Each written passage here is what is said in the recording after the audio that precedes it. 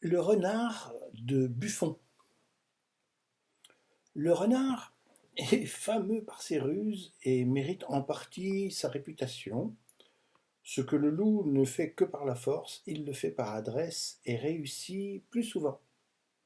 Sans chercher à combattre les chiens ni les bergers, sans attaquer les troupeaux, sans traîner les cadavres, il est plus sûr de vivre.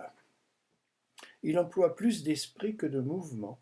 Ses ressources semblent être en lui-même. Ce sont, comme l'on sait, celles qui manquent le moins.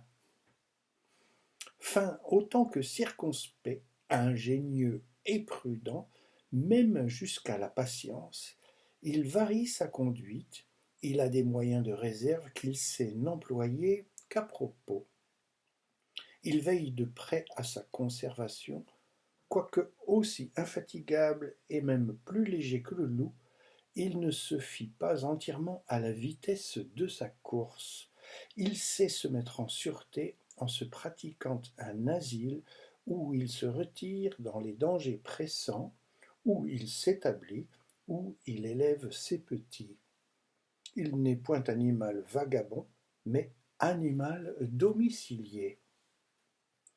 L'idée seule du domicile présuppose une attention singulière sur soi-même. Ensuite, le choix du lieu, l'art de faire son manoir, de le rendre commode, d'en dérober l'entrée, sont autant d'indices d'un sentiment supérieur. Le renard en est doué et tourne tout à son profit.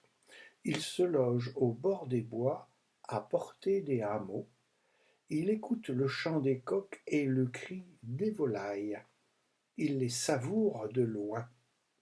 Il prend habilement son temps, cache son dessein et sa marche, se glisse, se traîne, arrive et fait rarement des tentatives inutiles.